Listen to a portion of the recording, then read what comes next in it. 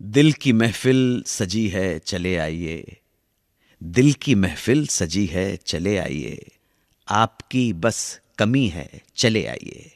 मैं तो यहाँ मुंतज़िर रहता हूँ आपका, कि आप आएँ मुझे सुने। जब आप आ जाएंगे तो महफिल जम जाती है उस शो की जिसका नाम है सुहाना सफ़र विद अन्नू कपूर, सिर्फ 92.7 बिग एफएम पर। जनाब, आज के किस्से कहानियाँ, आज मैं आपको बताऊंगा उस कॉमेडियन के बारे में जिसे हम प्रोबेबली हिंदी सिनेमा का ऐसा पहला कॉमेडियन कह सकते हैं जिसके लिए प्रोड्यूसर डायरेक्टर अलग से स्पेशली रोल लिखवाया करते थे।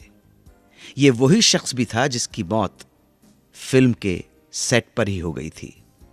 और चर्चा करेंगे एक गीत के बारे में जिसे आप बहुत अच्छी तरह से जानते हैं। बोल हैं खाई के पान बनारस वाला। ये गाना है फिल्म डॉन का, मगर ये गाना डॉन फिल्म के लिए नहीं बना था। तो किस फिल्म के लिए बना था ये गीत, इसका खुलासा भी करूंगा आज। एक गीत की याद दिलाना चाहूंगा, सब कुछ लुटा के होश में आए तो क्या किया। ये गीत जब सुनाया गया, यानी कि इस गीत को संगीतकार रवि के मुंह से सुनकर क्यों ज़ारो कतार रो पड़ी मधुबाला। और क्या है जयाप्रदा के जीवन की कहानी, कैसे वो आई फिल्मों में, किसने उन्हें नाम दिया जयाप्रदा। जयाप्रदा की जिंदगी से भी रूबरू करवाऊंगा आज की महफिल में। आज सबसे पहले बात करेंगे हिंदी सिनेमा में लोकप्रियता के शिखर को छूने वाले कॉमेडियन और कलाकार गोप की। मॉडर्न इंडिया के लोगों को, श्रोताओं को शायद ये नाम याद ना आए। उन पर फिल्माया एक गाना याद दिलाना चाहता हूं। मेरे पिया गए रंगून किया है वहां से टेलीफोन तुम्हारी याद सताती है। शायद इस गीत को देखकर आपको कलाकार गोप याद आ जाएं। यूं तो गोप ने बहुत सी फिल्मों में काम किया। उनमें से कुछ इंपॉर्टेंट फिल्म्स थीं हिंदुस्तान हमारा, पतंगा, मिर्जा साहिबा, चोरी चोरी, तराना, पॉकेटमार, किस्मत, 50-50, शारदा इत्यादि। गोप हमारी हिंदी फिल्मों के वो पहले कॉमेडियन थे जिनके लिए प्रोड्यूसर्स, डायरेक्टर्स स्पेशली रोल लिखवाया करते थे। फिल्म वितरक यानी कि डिस्ट्रीब्यूटर्स फिल्म खरीदते हुए पूछते थे कि फिल्म में हीरो हीरोइन के अलावा गोप हैं कि नहीं। तो जनाब, ये जलवा था गोप का। पूरी जिंदगी लोगों को हंसाने वाले गोप की निजी जिंदगी ट्रेजिक थी और इनकी मौत भी फिल्म के सेट पर ही हुई थी। गोप का जन्म 11 अप्रैल 1914 को हैदराबाद, सिंध, जो पार्टीशन के बाद अब पाकिस्तान में है, यहां हुआ था एक सिंधी परिवार में। पूरा नाम था गोप कमलानी। ऐसा कहा जाता है कि वो अपनी मां के इलाज के लिए सिंध से बंबई आए थे। इसी दौरान उनकी मुलाकात ईस्टर्न फिल्म के मालिक हरीश शिवदासानी से हुई। शिवदासानी साहब ने पाया कि गोप का सेंस ऑफ ह्यूमर कमाल का है और इनके अंदर छुपा हुआ है एक हास्य कलाकार। उन्होंने गोप को बोला कि कुदरत ने जहां एक तरफ तुम्हें मोटा जिस्म देकर नाइंसाफी की है, तो दूसरी तरफ कॉम्पनसेट भी कर दिया है। अगर चाहो तो इसी मोटे शरीर से 4 पैसे कमा सकते हो। ये पैसे आपके परिवार की गुर्बत को खत्म करने में मदद करेंगे। बंबई में सिनेमा का पर्दा आपका इंतजार कर रहा है। ये बात गोप की समझ में आई और उन्होंने फैसला किया कि वो अब बंबई में ही रहेंगे। कुछ वक्त बंबई में संघर्ष करने के बाद गोप को पहली फिल्म मिली जिसका नाम था इंसान या शैतान। ये फिल्म रिलीज हुई थी 1933 में और इसकी हीरोइन थी जद्दन बाई, ग्रेट नरगिस जी की माताजी जद्दन बाई। अब गोप जैसे मोटे आदमी और उनके चेहरे का भोलापन देखकर ही लोग हंसते हंसते लोटपोट हो जाते थे। और देखते ही देखते गोप इतने मशहूर हो गए कि फिल्म के तमाम अहम किरदार उनके किरदार के सामने फीके पड़ने लगे। जो लीड पेयर्स हैं, लीड कलाकार थे, उनसे जलने लगे। फिल्म के क्रेडिट टाइटल्स में भी उनको हीरो हीरोइन के बाद जगह मिलने लगी। आगे चलकर फिल्मों में गोप की जोड़ी अभिनेता याकूब के साथ खूब जमी। इन दोनों कलाकारों ने एक साथ बहुत सी फिल्मों में काम किया और अपार लोकप्रियता पाई। गोप अभिनय के अलावा गाते भी बहुत अच्छा थे। दरिया दिली में भी जवाब नहीं था उनका। सुना है इस कॉमेडी किंग की ट्रेजेडी ये थी कि जिसकी भी मदद की बदले में उन्हें बुराई ही मिली। गोप को प्यार हो गया एक महिला से जिसका नाम था एग्बस, जिसके लिए उन्होंने ईसाई धर्म स्वीकार कर लिया और अपनी समूची दौलत दान कर दी।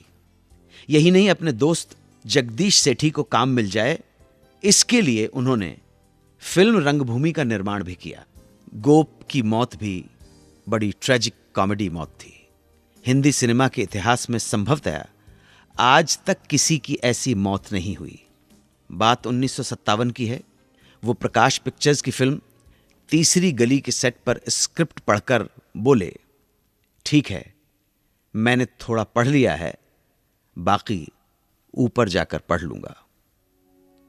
ऊपर जाकर पढ़ने से उनका मतलब सेट की ऊपरी मंजिल से था जहां शूटिंग होने वाली थी। यह बात उन्होंने बहुत ही मासूमियत और बहुत ही कैजुअली कही थी।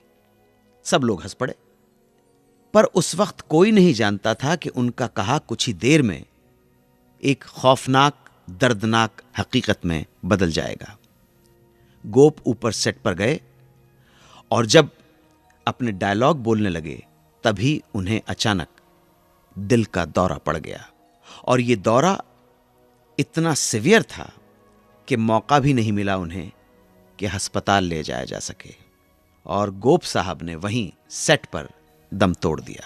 वापस आकर बताऊंगा एक गाने के बारे में। यह गाना है डॉन फिल्म का, मगर यह गाना डॉन फिल्म के लिए नहीं बना था। तो किस फिल्म के लिए बना था यह गीत, जिसके बोल खाई के पान बनारस वाला? फिर यह कैसे गीत आ गया डॉन में? आप सुनते रहें सुहाना सफर विद अनु कपूर, सिर्फ 92.7 बिग एफएम पर।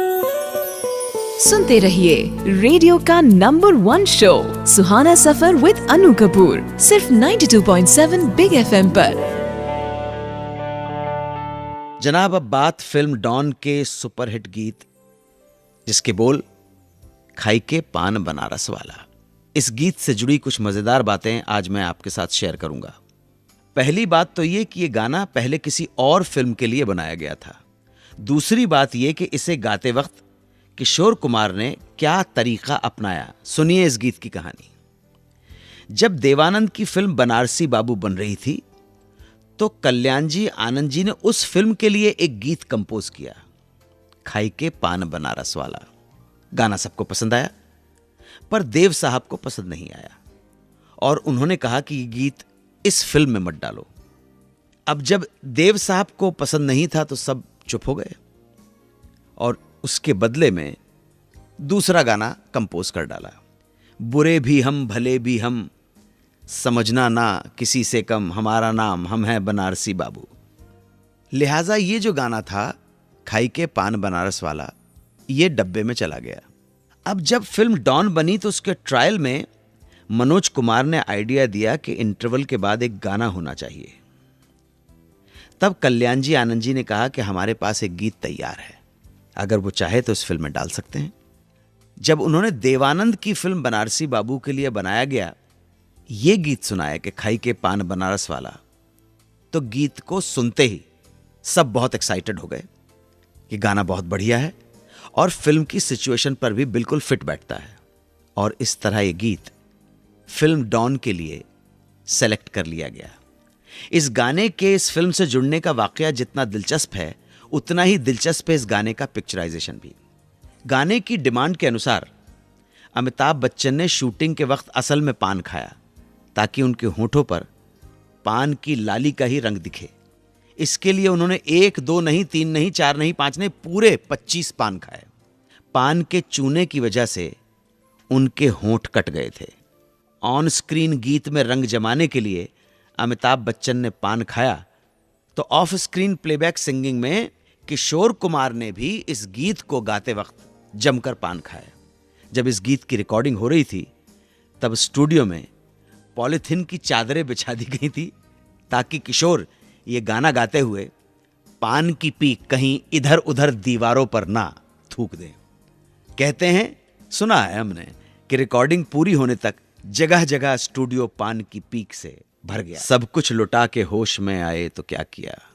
इस गीत को संगीतकार रवि से सुनकर क्यों रो पड़ी ज़ारो कतार मधुबाला, बताऊंगा बस थोड़ी ही देर में। आप सुनते रहें सुहाना सफर विद अन्नू कपूर, सिर्फ 92.7 बिग एफएम पर। सुनते रहिए रेडियो का number 1 show Suhana Safar with Anu Kapoor, सिर्फ 92.7 बिग एफएम पर। 1957 में मधुबाला और अशोक कुमार की एक फिल्म आई थी, एक साल। इस फिल्म में तलत महमूद और लता मंगेशकर का गाया हुआ एक गीत है, सब कुछ लुटा के होश में आए तो क्या किया। बात उस वक्त की है जब मधुबाला और दिलीप कुमार अलग हो गए थे और मधुबाला इस ब्रेकअप से बहुत गमज़दा थी। इस गीत की शूटिंग चल रही थी चेंबूर में। एक दिन वहां इस गीत के कंपोजर रवि साहब किसी काम से सेट पर पहुंचे और उनकी मुलाकात हुई मधुबाला से। ये दोनों की पहली मुलाकात थी। फिल्म के निर्देशक देवेंद्र गोयल ने रवि साहब का परिचय मधुबाला से करवाया। मधुबाला ने कंपोजिशन की और रवि साहब की तारीफ करते हुए कहा कि आपने ये गाना बहुत अच्छा कंपोज किया है। रवि जी थोड़ा संकोची और शर्मीले टाइप के आदमी थे, पर मधुबाला से तारीफ सुनकर उनकी हिचक थोड़ी दूर हुई और फिर बातों का सिलसिला जारी हो गया और कुछ देर तक दोनों बातें करते रहे। इस बातचीत के बाद मधुबाला अपने मेकअप रूम में चली गई और रवि जी गोयल साहब के पास ही बैठ गए। अभी कुछ वक्त ही बीता था कि लड़की ने आकर कहा रवि से कि सर मैडम आपको बुला रही हैं। रवि जी हड़बड़ा गए कि मधुबाला जी यहाँ बात करने के बजाय मेकअप रूम में क्यों बुला रही हैं। रवि जी को घबराया देख देवेंद्र गोयल ने कहा जाओ मिल के आओ, घबराओ मत। तो रवि जी पहुंचे मधुबाला के मेकअप रूम में। मधुबाला ने बड़े ही अदब के साथ उन्हें बिठाया और कहा कि मुझे ये गाना आप यहां पर सुनाइए। रवि ने कहा अभी तो आप इस गाने की शूटिंग कर रही थी, क्या आपने गाना सुना नहीं। मधुबाला बोली नहीं नहीं नहीं, वहां एक एक लाइन पर अलग अलग शॉट्स लिए जाते हैं, पूरा गाना सुन नहीं पाई हूं, प्लीज इस गाने को पूरा सुनाइए। मधुबाला की बात सुनकर रवि ने वहीं टेबल पर ठेका लगाकर पूरा गाना सुना दिया उन्हें। रवि साहब इस कंपोजिशन को आंखें बंद कर तल्लीन होकर गा रहे थे। गाना खत्म हुआ, रवि ने अपनी आंखें खोली तो हक्का बक्का रह गए। मधुबाला ज़ारो कतार रोए चली जा रही थी। थोड़ी देर की खामोशी के बाद अपने आप को सहेजते और संभालते हुए मधुबाला बोली, इस गाने ने मेरे दिल की कुछ रगों को छू लिया है। ऐसा लग रहा है मानो मेरी अपनी ही कहानी है। सब कुछ लुटा के होश में आए तो क्या किया। सब कुछ तो लुट गया मेरा भी। यूसुफ को खो दिया, याद आ गई उनकी, इसलिए मैं खुद को रोक नहीं पाई और आंसू निकल आए। मधुबाला, जितना खूबसूरत चेहरा उतनी ही गमज़दा जिंदगी। थोड़ी देर में बात करेंगे अभिनेत्री जया प्रदा के बारे में, उनके जीवन के बारे में, कैसे वो फिल्मों में आई, किसने उन्हें जया प्रदा नाम दिया। जया प्रदा के जीवन की कहानी बस थोड़ी देर में। आप सुनते रहें सुहाना सफर विद अन्नू कपूर, सिर्फ 92.7 बिग एफएम पर। सुनते रहिए रेडियो का number 1 show Suhana Safar with Anu Kapoor, सिर्फ 92.7 बिग एफएम पर। बात अभिनेत्री जो बाद में जाके पॉलिटिशियन बन गई, जया प्रदा की। जया प्रदा का फिल्मों में आना कैसे हुआ, उन्होंने जब पहली बार फिल्मों में काम किया तो उन्हें कितने रुपए पारिश्रमिक मिला, ये सब सुनिए। जया प्रदा का जन्म 3 अप्रैल 1962 को आंध्र प्रदेश के राजामुंद्री के एक परिवार में हुआ और उनका नाम रखा गया ललिता रानी। पिता कृष्णराव फिल्म फाइनेंसर थे। उनकी मां नीलवाणी को नृत्य का बहुत शौक था और वो नृत्य में नाम और शोहरत कमाना चाहती थी, पर यह सपना अधूरा रह गया जब जया प्रदा का जन्म हुआ तो माँ ने सोच लिया कि अपने अधूरे सपने को वो बेटी से पूरा करवाएंगी। इसीलिए उन्होंने ललिता को कम उम्र में ही नृत्य और संगीत कक्षाओं में दाखला दिलवा दिया। जब ललिता 14 साल की हुई तो उनके स्कूल के एनुअल फंक्शन में उन्होंने एक डांस की परफॉर्मेंस दी। इस प्रोग्राम में तेलुगु के मशहूर फिल्म निर्देशक के.बी. तिलक भी मौजूद थे और उन्होंने जब ललिता का डांस देखा तो इतने इम्प्रेस हो गए कि उन्होंने बाद में ललिता से मुलाकात की और कहा कि क्या तुम मेरी फिल्म में 3 मिनट का डांस सीक्वेंस है, परफॉर्मेंस दे सकती हो। ललिता 14 साल की थी, कुछ समझ में नहीं आया और मना कर दिया। तिलक साहब ने ललिता के पिता से संपर्क साधा और ललिता के परिवार ने फिल्म का यह प्रस्ताव स्वीकार कर लिया। तेलुगु फिल्मों के सुपरस्टार प्रभाकर रेड्डी ने ही ललिता को उनका फिल्मी नाम दिया, जयाप्रदा। फिल्म में 3 मिनट के डांस परफॉर्मेंस के लिए क्या आप जानते हैं उनको कितनी रकम मिली? सिर्फ 10 रुपए। ये 10 रुपए मामूली रकम थी, बहुत कम रकम थी, लेकिन जब उनके डांस को फिल्म रिलीज से पहले कुछ तेलुगु फिल्म हस्तियों ने देखा तो जयाप्रदा के पास फिल्मों की लंबी लाइन लग गई और 1976 में लगातार 3 सुपरहिट फिल्में देकर जयाप्रदा बन गईं सुपरस्टार। 1977 में वो टी रामाराव की हीरोइन भी बनी। फिल्म थी अडवी रमुडू। इस फिल्म ने उस टाइम के बॉक्स ऑफिस के सारे रिकॉर्ड तोड़ दिए। जयाप्रदा ने तमिल के साथ साथ मलयालम और कन्नड़ फिल्मों का सफर तय करते हुए 1989 में हिंदी फिल्मों में कदम रखा। फिल्म थी सरगम। उनके हीरो थे ऋषि कपूर। अपनी पहली हिंदी फिल्म से ही जयाप्रदा ने कामयाबी की सीढ़ियां चढ़ना शुरू कर दिया और बन गई हिंदी सिनेमा की एक खूबसूरत कामयाब हीरोइन। जिक्र करेंगे एक बहुत पॉपुलर गाने का, ओ गोरे गोरे ओ बाके छोरे कभी मेरी गली आया करो गोरी गोरी। और बताऊंगा कि लंदन के किस मशहूर संगीतकार के गाने से इंस्पायर्ड है ये कंपोजिशन, या यूं कहें कि मिलता जुलता है। बताऊंगा वापस आकर। आप सुनते रहें सुहाना सफर विद अन्नू कपूर, सिर्फ 92.7 बिग एफएम पर।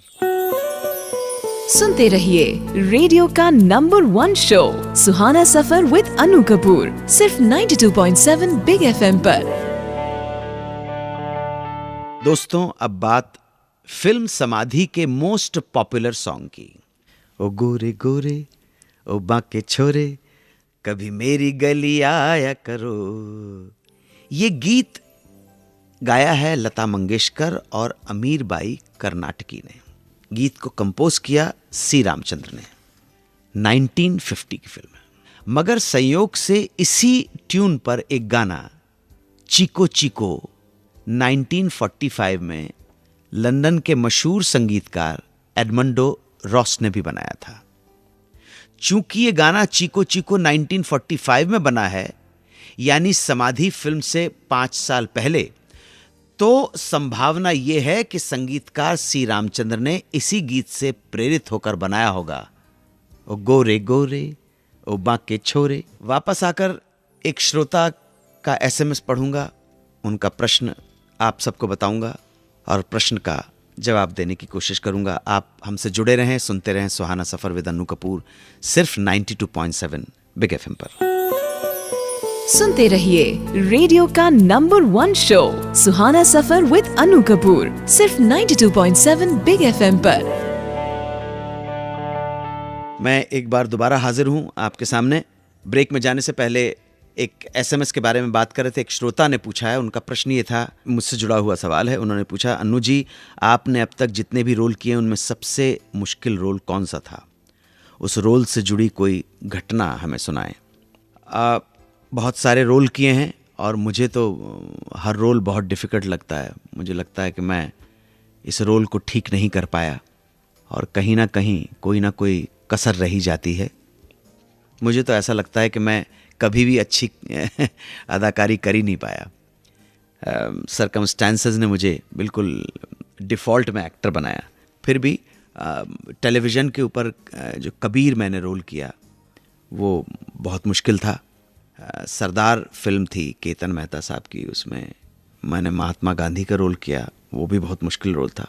और बड़ी ताज्जुब की बात है कि जब मैं सरदार फिल्म में ये रोल कर रहा था बापू का, तो इसकी शूटिंग बिरला स्मृति में ही हुई। और संयोग देखिए कि बिरला स्मृति में 30 जनवरी 91 में 1991 या 92 की बात है, 30 जनवरी को वहाँ पर बिरला स्मृति में ही शूटिंग हो रही थी। और विचित्र संयोग है कि 30 जनवरी 1948 को शाम को 5:17 पर बापू की हत्या कर दी गई थी। और एग्जैक्टली वो शॉट जब बापू प्रार्थना सभा की तरफ जा रहे हैं, विचित्र संयोग है कि शाम को 5:17 पर ही केतन मेहता ने लिया था। तो मैं तो शरीर के अंदर पड़ा हुआ था बापू बनकर चटाई के ऊपर, और एक शॉट है, परेश रावल आते हैं और डॉक्टर कहता है कि वो आते ही वो जो शॉल है मेरे ऊपर, बापू के ऊपर जो ओढ़ा रखी थी, उसके हाथ डालते हैं, मेरे हाथ को, नब्ज को चेक करते हैं। परेश रावल कहते हैं, सरदार पटेल कहते हैं कि धड़क रही है धीरे धीरे। वहाँ का पूरा माहौल इस तरह का था कि हमारे यूनिट की जो लड़कियां जो कैमरे के सामने थीं, वो इतनी इन्वॉल्व हो गईं कि जोर जोर से रुदन होने लगा, बिल्कुल वैसे ही शोक का रुदन, मातम का रुदन, कि जैसे सचमुच बापू चले गए हों। और बाहर खड़े जो जूनियर आर्टिस्ट, जो किसान थे, वो भी उसी में इतना इन्वॉल्व हो गए। सीन इतना सच्चा था, इतनी गंभीरता, इतनी ईमानदारी के साथ वो सब किया जा रहा था, शांति थी पूरे सेट के ऊपर। ऐसा लगता था कि जैसे सचमुच the light has gone out from our life. ये नेहरू ने कहा था बापू की मृत्यु के ऊपर।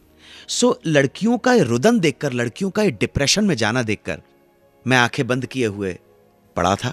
तो मेरे डायरेक्टर मेरे पास आए, झुके, मेरे कान में उन्होंने कहा, बापू, they all are crying, you have to save them. So I did not say anything, I just open my eyes, I got up, और इनको मैं लेके गया एक कॉरिडोर में जहां पे विशाल तस्वीर लगी हुई थी महात्मा गांधी की। मैं उस तस्वीर के सामने लेके गया और मैंने जोर से संस्कृत का एक श्लोक जो वहां पे लिखा हुआ है वो इनके लिए पढ़ा। तमसोमा ज्योतिर्गमय, अस्तोमा सदगमय, मृत्योमा अमृतंगमय। यानी कि lead me from darkness to light, lead me from unreal to the real, lead me from death to immortality. शायद हमारे देश का ही साहित्य कह लो, कि हमारे देश का दर्शन कह लो, हमारे देश की फिलॉसफी कह लो, हमारे देश की गहराई कह लो, ये दर्शन और किसी देश में पाया नहीं जाता। आप सुन रहे हैं रेडियो का number 1 show Suhana Safar with Anu Kapoor, सिर्फ 92.7 बिग FM पर।